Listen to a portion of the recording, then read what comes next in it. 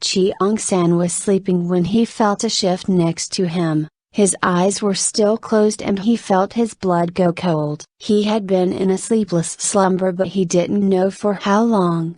Judging by his stiff hands and how painful his eyes felt, he could think it was a few hours at best. He felt another shift next to him, sending a shiver down his spine as he remembered the recent events that had taken place. He remembered where he was as the monsters attacked. He had thought before to call them zombies but had waited to see how they were made. With that train of thought now backing him up, he remembered that he had gotten into a room with the others before going after Na-Yeon and being trapped in a room together.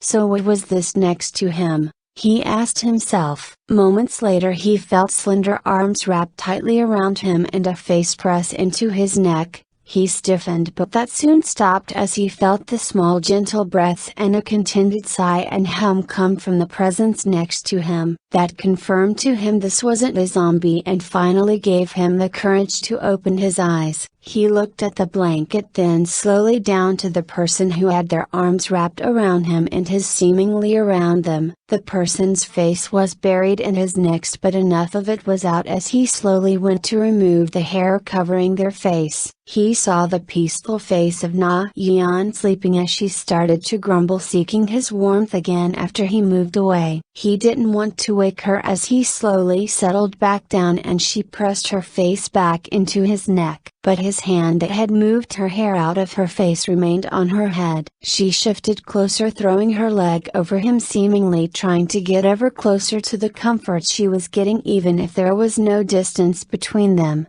and he unconsciously tightened his hold on her waist.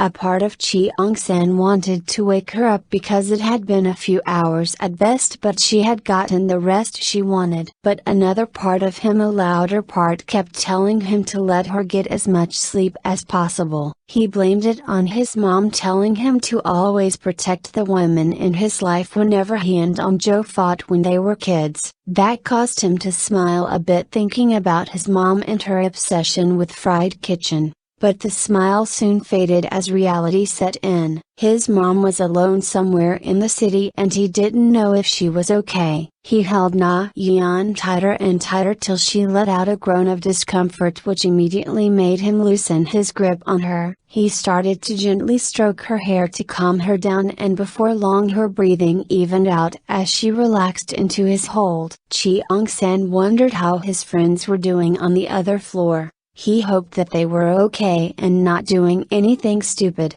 Jo would probably be trying to get to him but hopefully, the others would be there to stop her from doing anything harsh. He knew that he had to get everyone out of here. A lot of people were relying on him.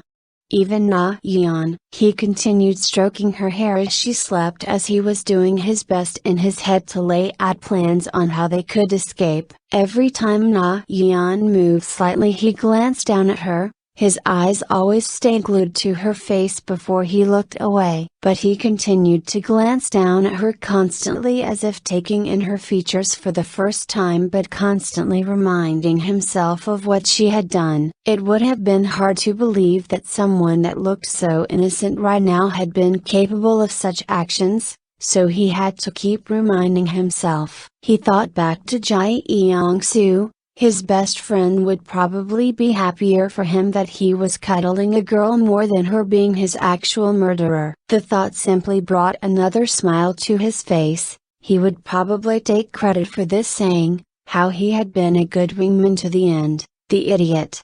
But he loved that idiot. He kept smiling as he continued to think of his best friend and how he was going to get out of here and save his mom. And save everyone. Na-Yeon had woken up not too long ago, and she felt rested but could use more sleep. She had remembered her situation rather quickly. The small panic that she had before was immediately calmed by who she could only guess was Cheong-san as he gently stroked her hair, whispering soft reassurances into her head. She had felt herself pressed back into the crook of his neck as he relaxed. She kept her eyes closed as she let out a contented sigh into his neck. She felt him shudder but he never let her go and kept stroking her hair. She felt him stiffen momentarily and tighten his hold on her, She had let out a grumble and he immediately stopped as he went back to stroking her hair. A few days ago she could never imagine herself being comforted by Cheong-san because she was one of the people that was forever mocking him and his friends. Then everything had gone to shit and she had killed someone just because he wasn't abiding by some pecking order they had in school. As if it was the time, but despite all of that he had still come to save her and now he was holding her because she told him she could no longer handle the nightmares. Nightmares that they both knew that she rightfully deserved, but he had accepted it nonetheless. Part of her knew it was because he was struggling to get sleep with her nightmares, but she had also seen him scramble to wake up after his own nightmares. So she knew that they were comforting each other. But she also knew that he was handling it better than she was. He had every right to deny her but he had accepted, and now he was slowly luring her into another slumber as she was struggling not to sleep. She felt him press his head against hers as he let out a sigh, and moments later they were both asleep once more.